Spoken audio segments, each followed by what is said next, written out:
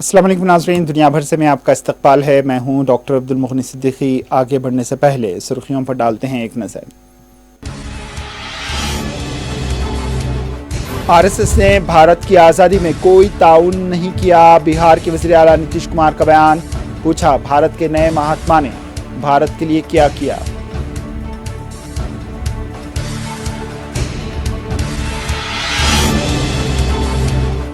हरियाणा के वज़ीर खेल संदीप सिंह पर खातून कोच ने जिनसी हरासानी का लगाया इल्ज़ाम। वज़ीर ने कहा, कुछ भी साबित होता है तो मुस्ताफ़ी हो जाऊंगा।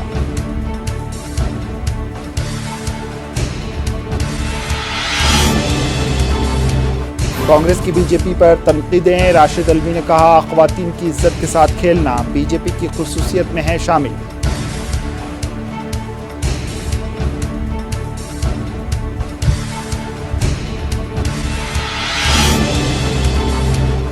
अप्रैल 2020 में जहां भारतीय फौज पेट्रोलिंग किया करती थी, अब क्यों नहीं करती। गौरव वल्लभ का चीनी सरहद पर सवाल। कहा, नरेंद्र मोदी चीन का नाम लेने से डरते हैं।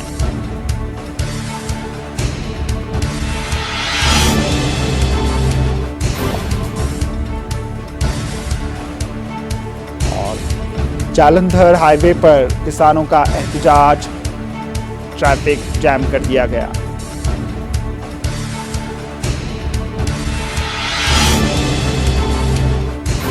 और अमेरिका से मुकाबले के लिए बैलिस्टिक मिसाइल और जोहरी हथियार तैयार करें, कोरिया के सदर किम जोंग उन का बयान।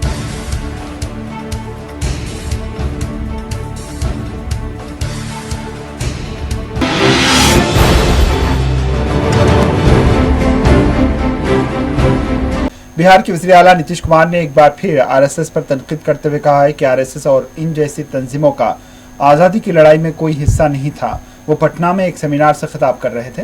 इन्होंने कहा है कि आरएसएस ने आज़ादी की लड़ाई में कोई ताउन भी नहीं किया और अब भारत में नए महात्मा गांधी को पैदा कर दिया गया है। इन्होंने कहा कि इस नए महात्मा ने भारत के लिए क्या किया। इन्होंने कहा कि सिर्फ टेक्नोलॉजी का इस्तेमाल करते हुए तरक्की के कामों को अपने नाम कर लिया गया। क्या मतलब है, जिनको आजादी की लड़ाई से लेना देना नहीं था, जिनके संगठन का आरएसएस का कोई योगदान रहा उसमें, और उससे रिलेटेड लोग ये सब काम करें, कोई मतलब है क्या। आज जिन लोगों ने आजादी की लड़ाई लड़ी, तो हम लोग तो सब भाई इसी सब से बचपन से,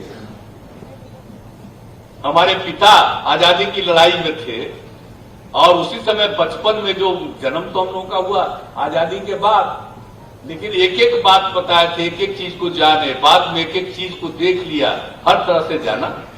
तो कभी जो बापू का योगदान है उसको हम लोग कभी भूल सकते हैं। आप जान लीजिए, कुछ लोगों के गुरु देख रहे थे ना मीटिंग में, राष्ट्रपिता, तो ये वो कौन बोली, सुने ना थे अखबार में जो छपा कि अब राष्ट्रपिता छोड़ दीजिए, नए पिता कोई राष्ट्र के हो जाए। अब जरा सोच लीजिए, नए भारत के नए पिता क्या किए हैं भारत के लिए, कुछ काम किए हैं, कहां भारत आगे बढ़ा है, कौन सा काम हुआ है, सिवाय इसके कि नई टेक्नोलॉजी आ गई और उस नई टेक्नोलॉजी का पूरा जबरदस्ती रूप से उपयोग कर जो रहे हैं। और पहले तो मीडिया का व्यवहार दूसरा था, पक्ष विपक्ष जो भी हो अपना राय बहुत अच्छे ढंग से मीडिया के सारे लोग लिखते थे। आज को तो उनको वही लिखना पड़ता है जो कहा जाता है।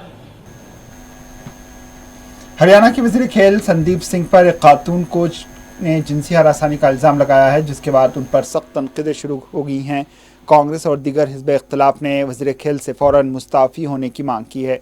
दूसरी जानिब हरियाणा के वज़ीर संदीप सिंह का कहना था कि महिला कोच की जानिब से लगाए गए इल्ज़ामात की तहक़ीक़ात का वो सामना करेंगे और अगर कुछ भी साबित होता है तो अपना इस्तीफ़ा हरियाणा के वज़ीर आला को सौंप देंगे। आप सबको पता है कि एक माहौल क्रिएट किया गया है मेरी छवि को ख़राब करने के लिए, और एक खेल विभाग के जूनियर कोच ने जो एलिगेशंस, गलत फॉल्स एलिगेशंस लगाए हैं, उसकी मैं चाहूँगा कि अच्छे से जांच हो। जांच चल भी रही है और जब भी उसकी रिपोर्ट आती है, उस रिपोर्ट के बाद एक नैतिकता के कारण, एक इंसानियत के कारण मैं अपना खेल विभाग जो है माननीय मुख्यमंत्री जी को सौंपता हूँ। और जो भी रिपोर्ट आए, जो भी दूध का दूध और पानी का पानी आए, निकल कर जब बाहर आए, तो उसके बाद फिर माननीय मुख्यमंत्री। कांग्रेस ने कहा है कि बीजेपी की ये खुसूसियत है कि वो खवातीन की इज्जत के साथ खेलती है। इन्होंने कहा है कि बीजेपी के वजीर की इस गिरी हुई हरकत से तमाम सियासी लीडर्स की इज्जत खतरे में पड़ चुकी है। राशिद अल्वी ने कहा है कि मध्य प्रदेश में कांग्रेस ही इख्तिदार में आएगी। निंदनीय है कि कोई भी राजनीतिज्ञ महिलाओं के साथ इस तरीके का व्यवहार करे, लेकिन अब तो ऐसा लगता है कि भारतीय जनता पार्टी का कल्चर ही ये हो गया है। उत्तर प्रदेश के एक एमएलए आज भी जेल के अंदर हैं। हरियाणा के अंदर इस तरीके से स्पोर्ट्स मिनिस्टर स्पोर्ट्स लड़की के साथ इस तरीके का बिहेव कर रहा है। इससे ज़्यादा निंदनीय कोई बात नहीं हो सकती है। राजनीतिज्ञ जब इस तरीके का काम करते हैं तो इससे पूरे देश के अंदर राजनीतिज्ञों की इज्जत ख़त्म हो जाती है। भाजपा क्लीन स्वीप करेगी। देखिए, पिछले एक लंबे अरसे से वहाँ के मुख्यमंत्री हैं।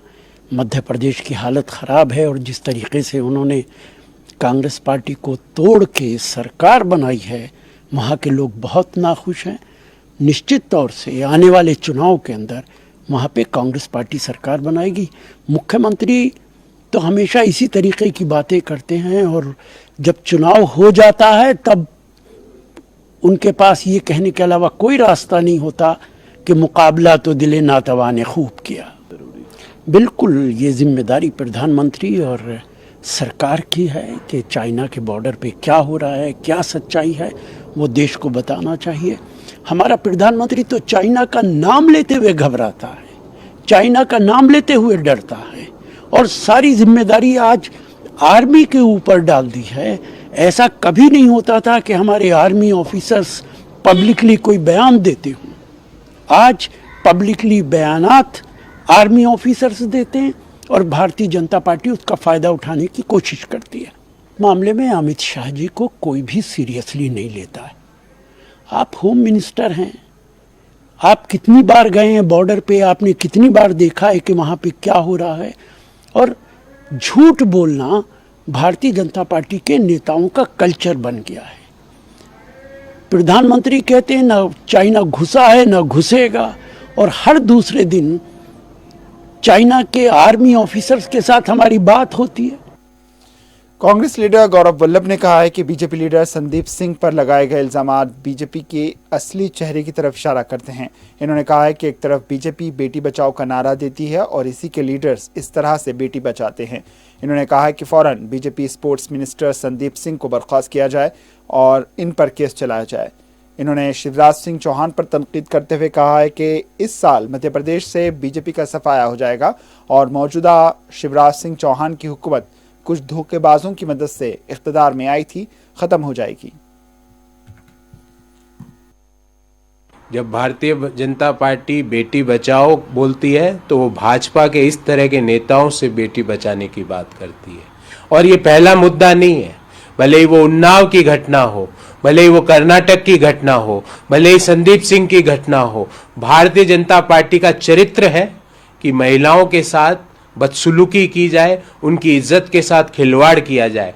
मैं मांग करता हूं कि ऐसे दरिंदे को, जिसने एक महिला कोच, जो कि हरियाणा का नाम था महिला एथलीट्स में, उन महिला कोच के साथ इस अभद्रता का व्यवहार किया, ना केवल उसको बर्खास्त करे, इस दरिंदे को जेल में डालना हरियाणा सरकार का कर्तव्य है। अगर हरियाणा सरकार इस दरिंदे को एक दिन भी खुला छोड़ती है तो मैं ये मानता हूं कि ये सब मिले हुए। उनका कहने से को एक बार तो चुनाव हार चुके हैं शिवराज जी, याद है कि नहीं आपको? 2018 में कांग्रेस के लोगों ने, कांग्रेस की सरकार बनी थी, आपने खरीद फरोख्त करके उस सरकार को तोड़ा और हमारे कुछ, मैं कहूंगा कि फ्रॉडिस्ट लोग थे, जो हमारे धोखेबाज लोग थे, उनके कारण आप सरकार में आए। जनता ने आपको सरकार में नहीं बैठाया शिवराज जी। आज भी आप यहाँ कुर्सी पर बैठे हो ना, ये धोखे से ली गई कुर्सी है। और अब मैं आपको आश्वस्त करता हूं कि इस बार मध्य प्रदेश के लोग और मध्य प्रदेश के युवा इतना आशीर्वाद कांग्रेस को देंगे कि आपके खरीदने के पैसे खत्म हो जाएंगे, आपके धोखेबाजी करने का नंबर खत्म हो जाएगा। इसलिए अहम में मत रहिए, आपका भांडा फूट चुका है। आपने जिस तरह से मध्य प्रदेश की एक पूरी जनरेशन को खत्म करा व्यापम घोटाले में, मध्य प्रदेश का युवा उसका बदला जरूर लेगा। कांग्रेस लीडर राशिद अल्वी ने चीन की मौजूदा सूरत हाल पर तशवीश का इजहार करते हुए कहा है कि हुकूमत की यह जिम्मेदारी है कि चीनी सरहद की सच्चाई आवाम के सामने लाई जाए। इन्होंने कहा है कि नरेंद्र मोदी चीन का नाम लेने से डरते हैं, घबराते हैं, जबकि सरहद की पूरी जिम्मेदारी आर्मी पर डाल दी गई है। इन्होंने कहा कि भारत में कभी भी ऐसा नहीं होता था कि आर्मी की जानिब से अवामी तौर पर बयानात सामने लाए जाते थे, मगर अब ऐसा हो रहा है और बीजेपी आर्मी के बयानात का फ़ायदा उठाती है। राशिद अल्वी ने अमित शाह के कल दिए गए बयान पर तनकीद करते हुए सवाल पूछा कि अमित शाह कितनी बार सरहद पर गए हैं। इन्होंने कहा कि झूठ बोलना बीजेपी की लीडर्स की कल्चर में है। दूसरी जानिब कांग्रेस लीडर गौरव वल्लभ ने कहा है कि अप्रैल 2020 में जहां भारतीय सेना पेट्रोलिंग कर सकती थी, आज वहां भारतीय सेना पेट्रोलिंग क्यों नहीं कर रही। इन्होंने कहा है कि चीन ने एलओसी के इस तरफ गांव बसा दिए हैं, हेलीपैड, राडार सिस्टम और बंकर्स बना चुका है, जबकि नरेंद्र मोदी कहते हैं कि चीन सरहद में दाखिल नहीं हुआ। इन्होंने कहा है कि नरेंद्र मोदी चीन का नाम लेने से डरते हैं। नए साल के पहले दिन के मौके पर आवाम को पार्क्स और सैर व तफरीह से महसूस होते हुए देखा गया। रांची में आवाम की बड़ी तादाद पार्क में देखी गई। उनका कहना था कि वो साल के पहले दिन घर के कामकाज से दूर कुछ वक्त गुजारना चाहते हैं।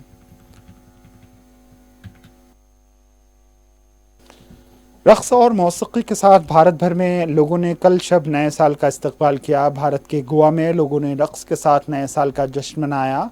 कोरोना वायरस के बायस 2 साल की खामोश तकरीबात के बाद इस साल परफॉर्मेंस किए जा रहे हैं।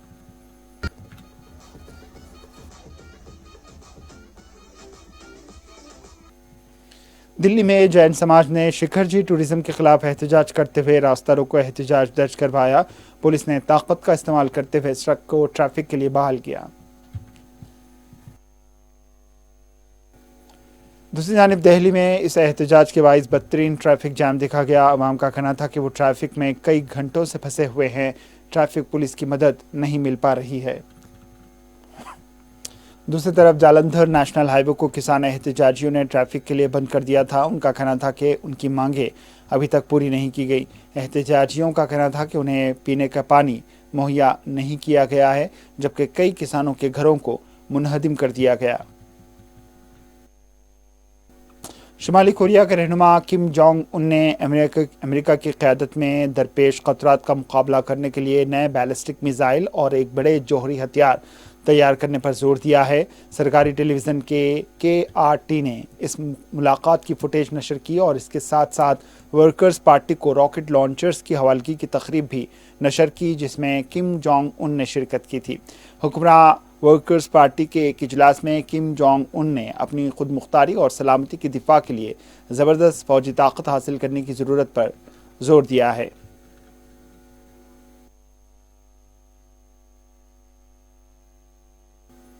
युगांडा के दारुल हुकूमत के करीब एक शॉपिंग मॉल में नए साल के मौके पर आतिशबाजी का मुजाहरा देखने के लिए आई अवाम में 9 अफराद दम घुटने से हलाक हो गए। हज़ारों लोग एक तंग जगह में आतिशबाजी देखने के लिए जमा हुए थे और उसी वक्त आतिशबाजी का धुआं यहां फैलने लगा।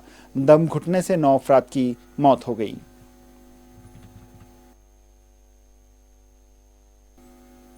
सैन फ्रांसिस्को में शदीद सैलाब के बाद गाड़ियां जुज़वी तौर पर डूबी हुई नजर आईं। ज़राए के मुताबिक मूसलाधार बारिश के बाद यहां आम जिंदगी मफलूज नजर आई है। सड़कें पानी में डूबी हुई हैं।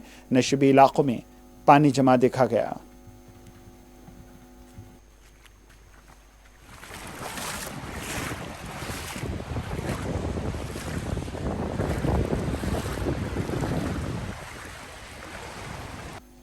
बमबारी और फ़िज़ाई हमलों के दरमियान यूक्रेन में नए साल का आगाज़ हुआ, क्योंकि रूस ने नए साल के मौके पर मिसाइलों से यूक्रेन के कई शहरों पर हमले किए हैं। मशरक़ी फ्रंट लाइन के कंदकों पर यूक्रेन की फ़ौजियों ने नए साल का अज़्म के साथ खैर मक़दम किया और इस मौके पर यूक्रेन के सदर भी मौजूद थे, जो फ़ौजियों के साथ नए साल की मुबारकबाद देते हुए देखे गए। इन्होंने फ़ौजियों के साथ अहद किया कि वो फ़तह तक लड़ते रहेंगे। वाज़ेह है कि जंग के आगाज़ के बाद से यूक्रेन में सैकड़ों लोग इस जंग में मारे गए हैं। यूक्रेनी फ़ौज की 68वीं ब्रिगेड के फ़ौजियों ने तनाज़े में हलाक और ज़ख्मी होने वाले साथियों को याद किया।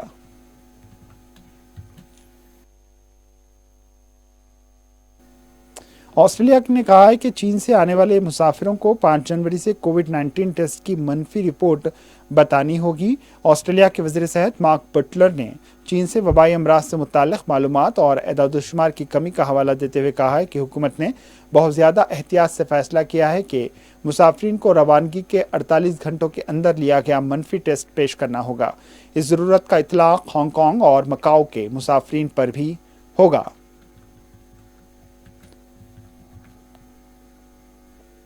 न्यूजीलैंड के दारुल हुकूमत क्राइस्ट चर्च में दी हेकली पार्क में नए साल की आमद पर तकरीब मुनक्किद हुई, जिसमें लाइव म्यूज़िक के साथ साथ आतिशबाजी का मुजाहरा भी किया गया। उधर सिडनी में आतिशबाजी का मुजाहरा इसके मकबूल हार्बर ब्रिज से किया गया और इसके इर्द गिर्द लोगों ने कश्तियों में बैठकर ये मुजाहरा देखा।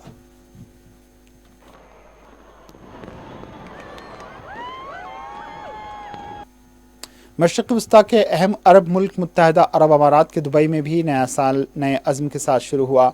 दुनिया की सबसे ऊंची इमारत बुर्ज खलीफा पर भी आतिशबाजी का मुजाहरा हुआ। दुबई के सयाहती मरकज़ ने बुलंद तरीन इमारत में आतिशबाजी और लेज़र शो का एहतमाम किया गया।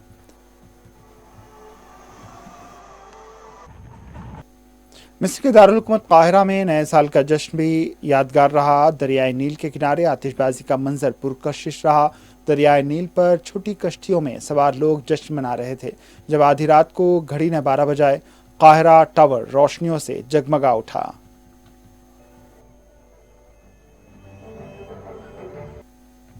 चीन के कोविड मुतासरा वुहान में कल शब हजारों अफराद ने नए साल के आगाज का जश्न मनाया।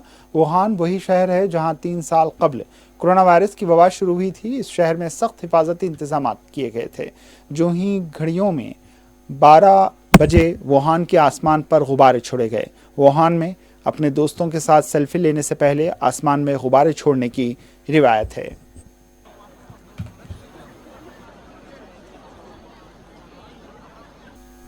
आखिर में सुर्खियों पर एक और नजर। आरएसएस ने भारत की आज़ादी में कोई ताउन नहीं किया। बिहार के वज़ीर आला नीतीश कुमार का बयान। पूछा, भारत के नए महात्मा ने भारत के लिए क्या किया।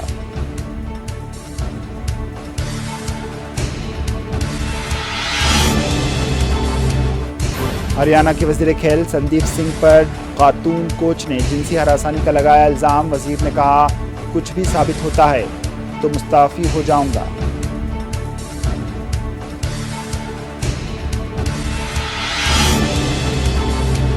कांग्रेस की बीजेपी पर तनकीदें। राशिद अल्वी ने कहा, ख्वातीन की इज्जत के साथ खेलना बीजेपी की खुसूसियत में है शामिल।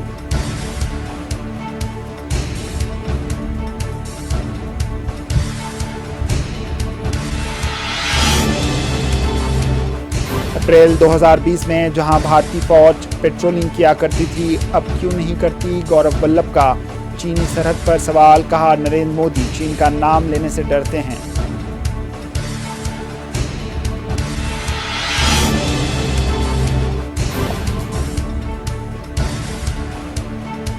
और जालंधर हाईवे पर किसानों का एहतजाज, ट्रैफिक जैम कर दिया गया।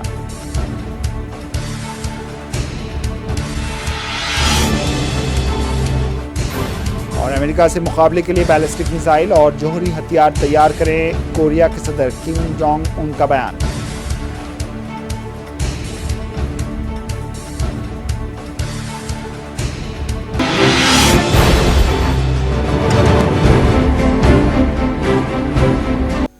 इसी के साथ दुनिया भर से इख्तिताम को पहुंची। दीजिए इजाजत। अल्लाह हाफिज।